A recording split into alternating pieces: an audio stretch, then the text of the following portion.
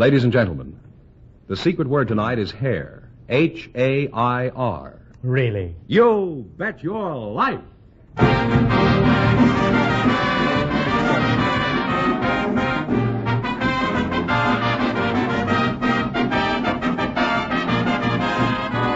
The more than 3,000 DeSoto Plymouth dealers of America present Groucho Marx in You Bet Your Life, the comedy quiz series produced and transcribed from Hollywood. And here he is, the one, the only... Groucho! That's me, Groucho Marx.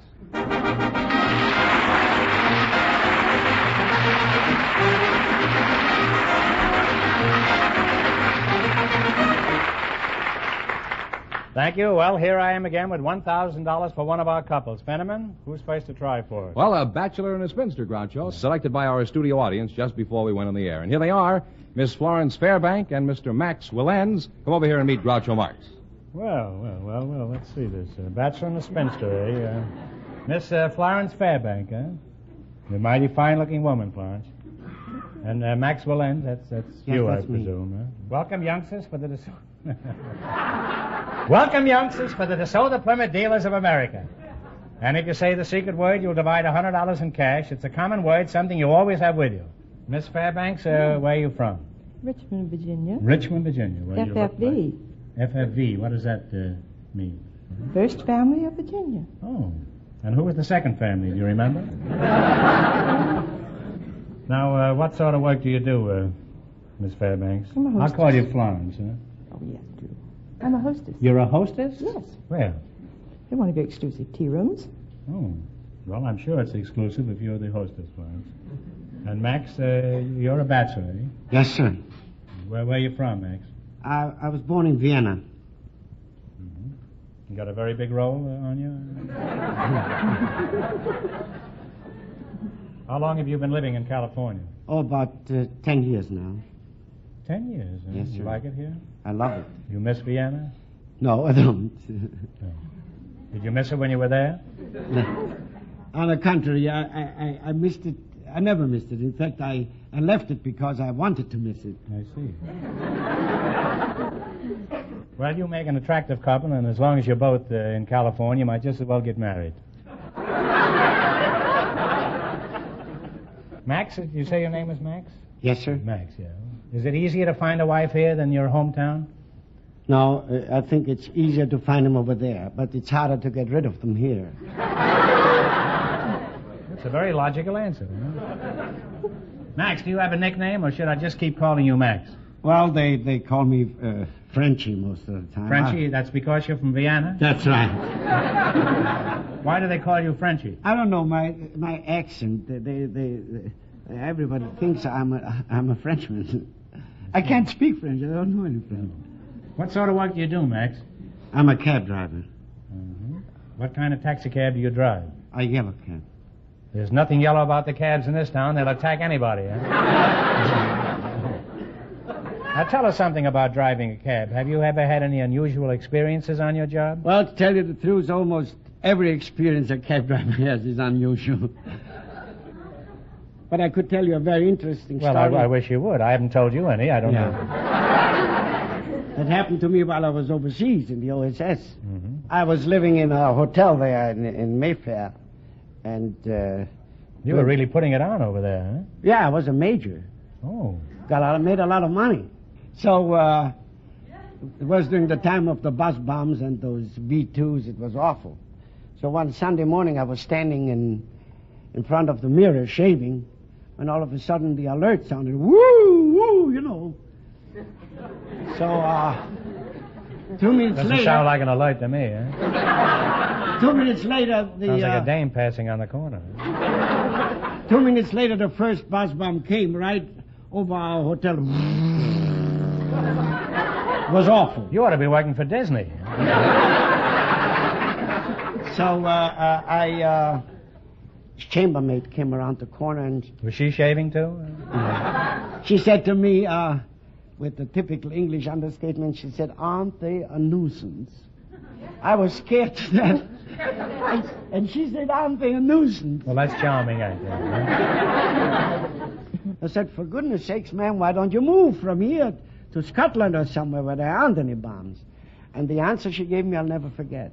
She said, oh, no, she said, Mr. Hitler is not going to tell me when and where to move. Well, that's wonderful.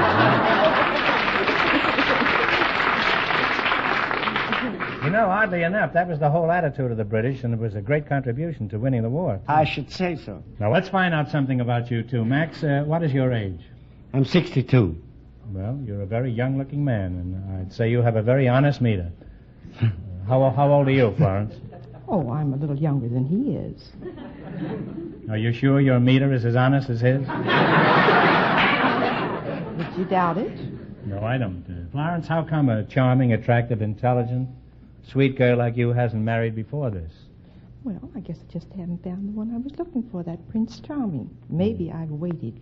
You waited too late. long, yeah? Mm-hmm. Well, be careful when you're around Max. He'll charge you 20 cents for each 5 minutes of waiting.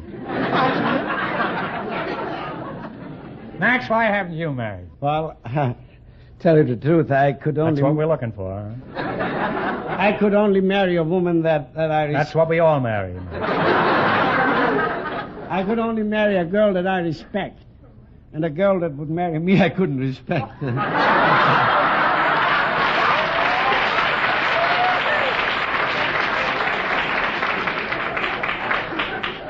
Max, I don't think you're being very fair to yourself. Well... I think you have a charming personality and you seem like a very nice fellow.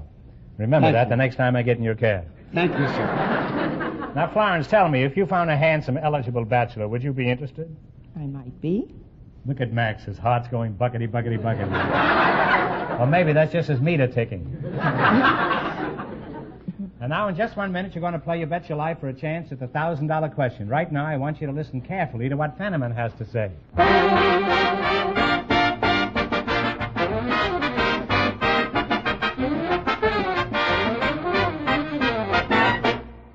Throughout the country, you'll find that the DeSoto Plymouth dealers are well thought of in the communities in which they're located. They have gained the respect of their neighbors and business acquaintances by the way they run their DeSoto Plymouth dealerships. They have the old-fashioned idea of how a customer should be treated, with courtesy, fairly and squarely. And you'll find the spirit of fair play is reflected in every member of the DeSoto Plymouth organization, whether they're in the service crew, on the sales floor, or in the office. DeSoto Plymouth dealers also get their reputations because of the two superb cars which they handle. The brilliant DeSoto is one of the best engineered automobiles ever built. And it is a long, low car with beautiful lines and the most luxurious interior you can imagine. As you know, all dealers who sell DeSoto also sell Plymouth. So look for these two great names linked together. DeSoto, Plymouth.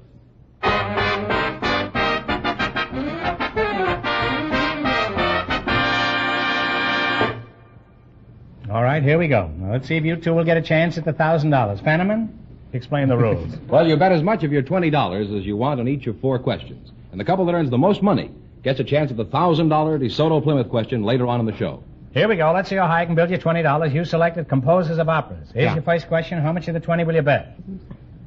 Talk right up, kids. Into the microphone. $10. $10. Okay. Who composed Tristan and Isolde? Tristan and Isolde, Richard Wagner. Wagner is right, huh? And they're off to a great start. They have $30. How we ever did that and played shortstop for Pittsburgh at the same time is beyond me. How much have they got now? $30. $30. Remember, you're going for $1,000 tonight. Now, how much of the $30 would you bet on your second question? 25. All right. Who composed Madame Butterfly? Giacomo Puccini. Puccini is right.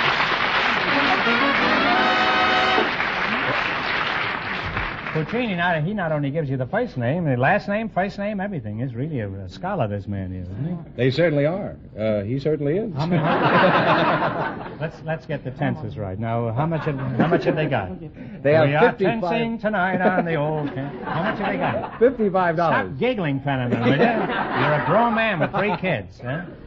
Here's your third question. How much of the 55 are you going to go for? 50. 50. Who composed Carmen? George Bizet. Bizet is right.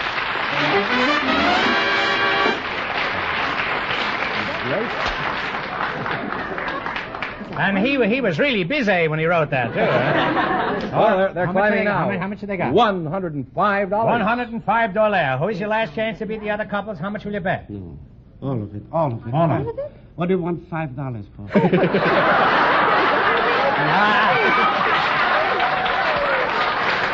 All of it. All right, you ready? Yeah, I better make it easy. $105? Yeah. Here we go. Who composed Rigoletto? Giuseppe Verdi. Verdi is right. Okay. And they wind up with a grand total of $210. Thanks and good luck.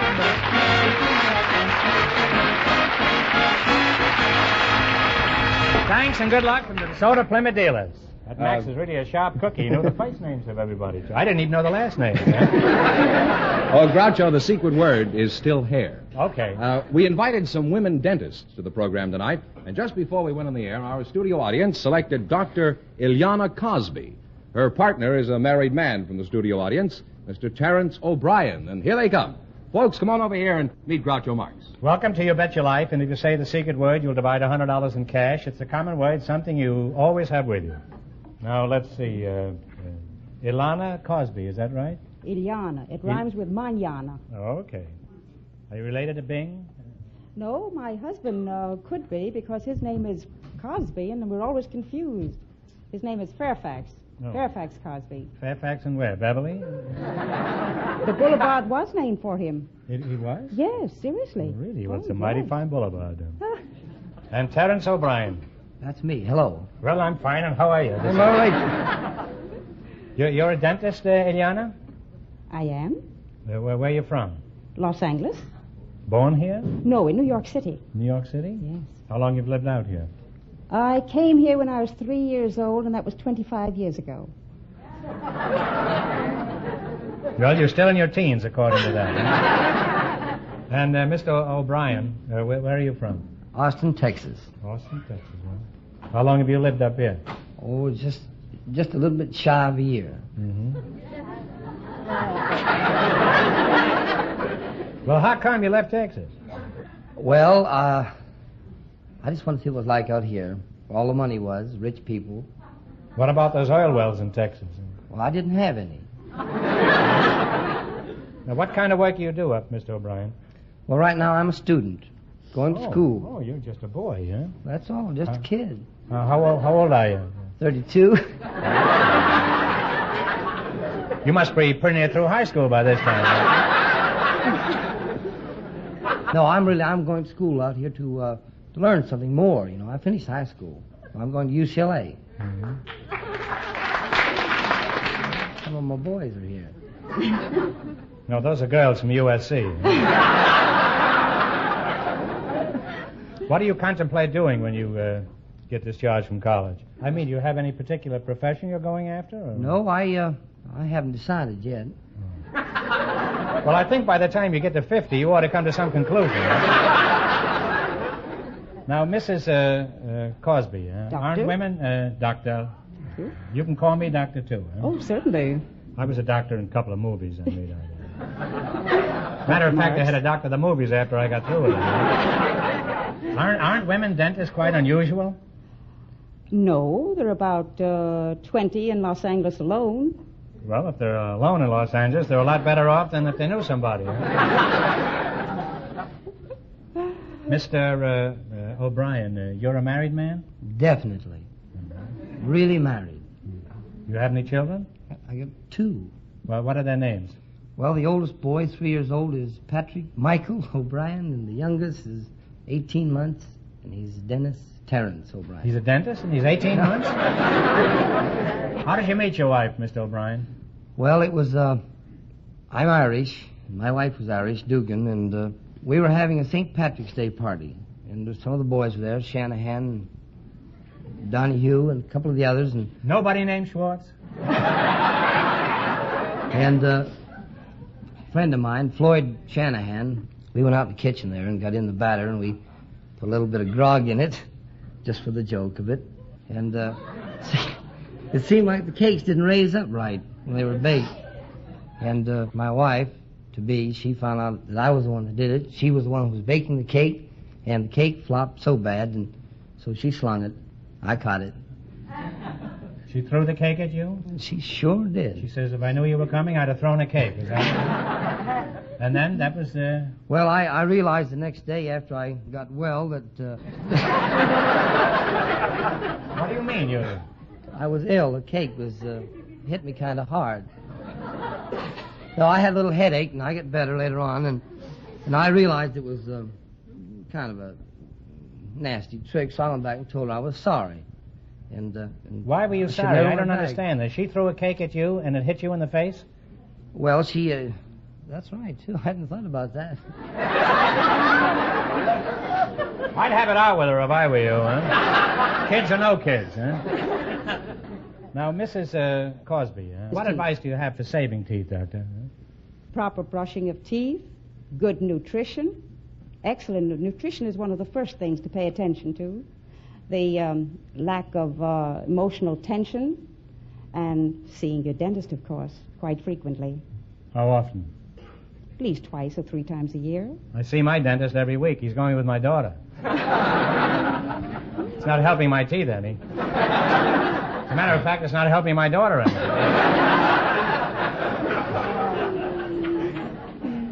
Well, it's been wonderful having you both here, and my thanks to both of you. And now we're going to proceed with our little game. Now, let's see how you make out in the race with $1,000. You've got to work together as a team and run your $20 into more than our other couples. I can't tell you how much our first couple won, but Fenneman's going to remind our listeners. The Bachelor and the Spinster won $210. Here we go. Let's see how high I can build you $20. You selected complete the names. Here's your first question. How much of the 20 will you try? 10? 10. What king was known as the Lionheart? Richard. Richard is right. And they're on the way, Groucho. They have $30. Pat, it's quite evident that your education hasn't been neglected. Remember, you're going for $1,000. How much of the $30 will you bet on your second question? 15 or 20? 20. Shoot it. 20? What Western outlaw was known as the Kid? Billy. Billy the Kid is right. Now they have $50. Here's your third question. How much of the 50 are you going to try? 40. What was the name of the Norseman who discovered Greenland? He was known as the Red. Eric. Eric the Red is right. They're climbing now, Groucho. They now have $90. You got $90. Here's your last chance to beat the other couples. How much of the 90 are you going to go for? 80. Talk up, kids. We'll shoot it all. Shoot it all. Shoot it. All right, you're going to shoot it all. What gal who kicked the gong around was known as the Moocher? Minnie. Minnie the Moocher. And they wind up with a grand total of $180. Thanks and good luck from the DeSoto Plymouth dealers.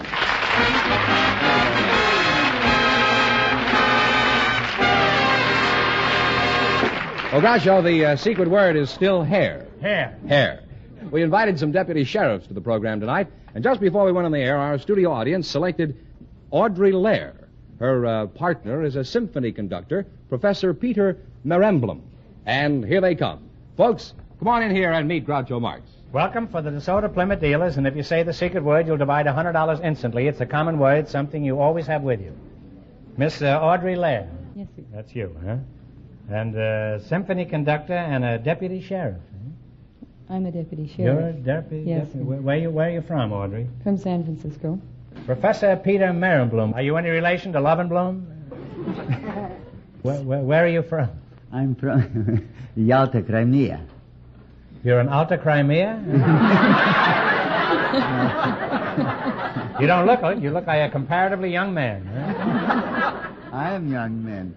Professor, are you married? Yes, sir. How long have you been married? 25 years. 25 years. Well, at least you should know the score. I do.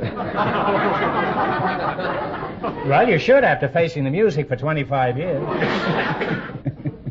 Would I be amiss, Audrey, if I asked you how old you are? Not at all. It wouldn't be fun talking to you if I were amiss. Well, how old are you? 28. You're a mighty pretty girl, Audrey. Hmm? Can't get over it. I thought all the Western sheriffs were old and gnarled and chewed tobacco. Well, don't you even carry a 6-shooter? Carry a .38 revolver. You're pretty well heeled, eh? Mm-hmm. And very well ankled, too, I might say. Have you ever used your revolver, Audrey? No. Why don't you and I go out after the show tonight? I'd give you occasion to. I'm having walnuts for dinner. We can use your revolver to crack them. Fooled you, didn't I?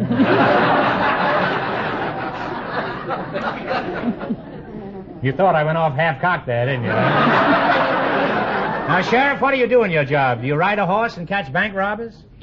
No, it's the supervision and protection of the female inmates in the county jail. Oh, well, if they're behind the bars, what do they need protection for?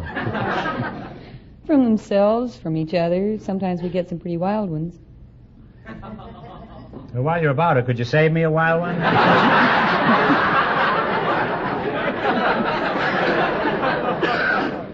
Now, Professor Marenblum, let's get back to you. What band do you lead? I call California Junior Symphony Orchestra. Is that a Dixieland jive outfit? No, the junior orchestra consists of young people from 12 to 20 years old. Oh. Firehouse 5 plus 110, is that it, huh? Now, Professor, I've not only heard of your orchestra, but I've also heard it, and I think it's the finest organization of its kind. You've done a remarkable job with those kids. Thank you.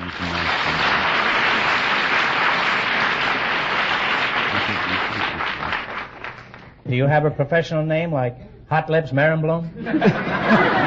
Sometimes they call me Pied Piper of Hollywood. The Pied Piper? You mean all these kids are little rats?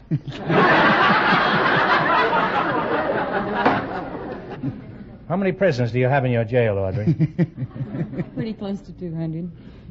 They must have some pretty hot gossip sessions down there, eh? What do they talk about, Audrey? Oh, pretty much the same thing that men do. They ought to be ashamed of themselves.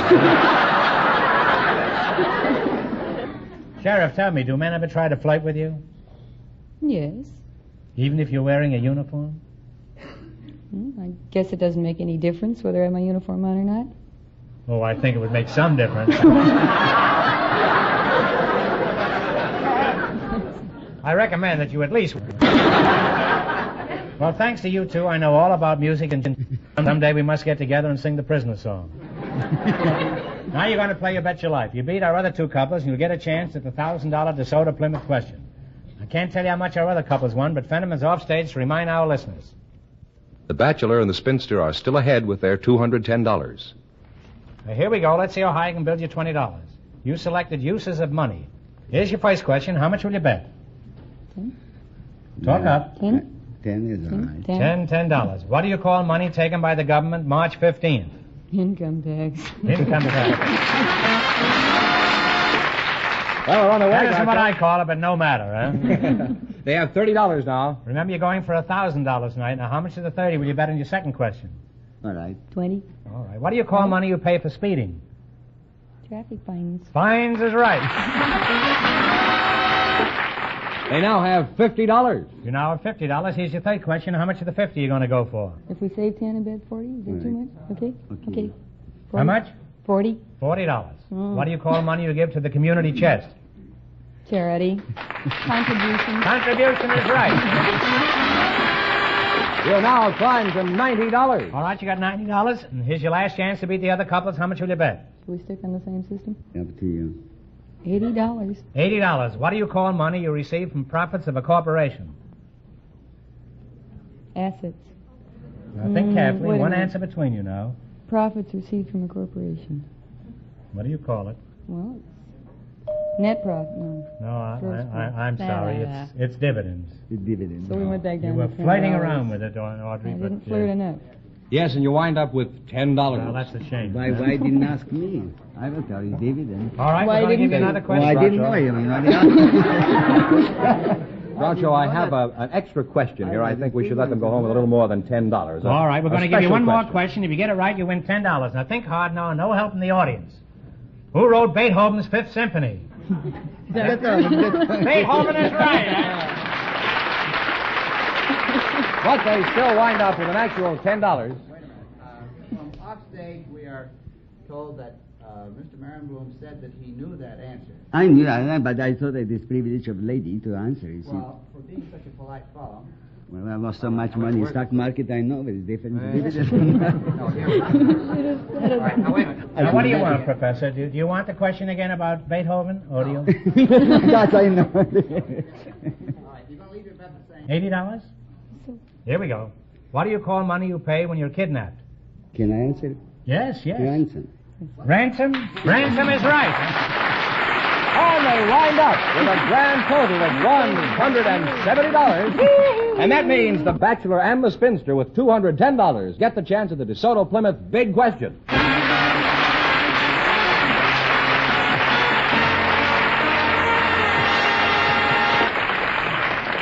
Well, give me the question, Fenneman, and in just a minute we'll see if they're going to walk off with $1,000.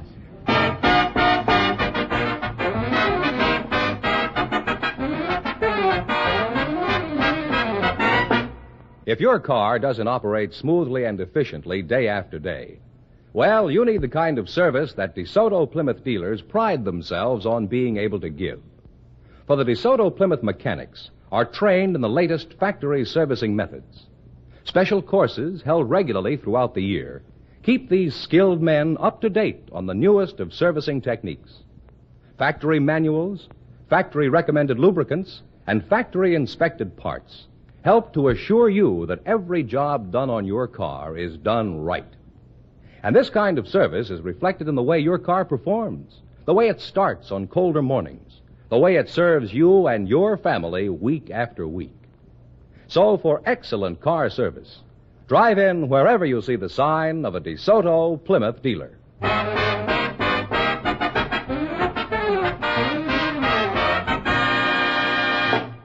See you later, Audrey.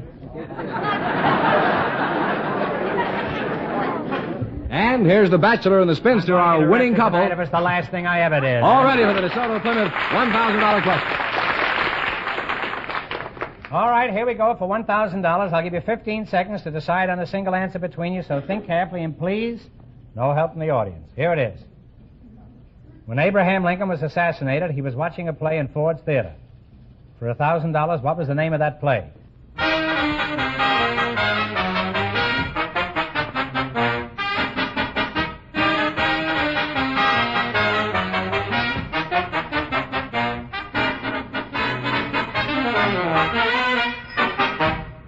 All right, what is the answer you two have decided upon? We don't know. Well, I'm sorry, but that is not the answer. The answer is Our American Cousin. That's the correct answer, so that means the big question next week will be worth $1,500. Well, you lost the big money, but you won how much? Well, these people won $210. $210 in the quiz. Congratulations, and thanks to both of you, and to all of our contestants on the show tonight. Thank you very much.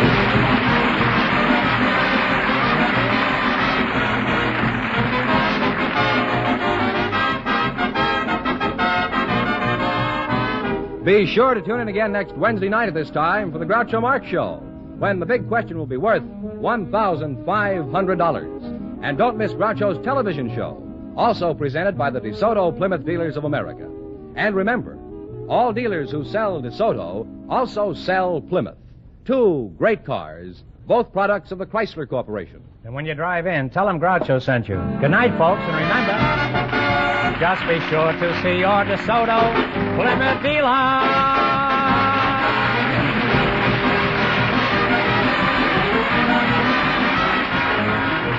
Folks, here's a reminder from the National Safety Council. Twilight reduces visibility. Reduce your speed accordingly. You Bet Your Life, transcribed from Hollywood, is produced by John Goodell, directed by Robert Dwan and Bernie Smith. Music by Jerry Fielding. This is George Fenneman, signing off for the more than 3,000 DeSoto Plymouth dealers from coast to coast.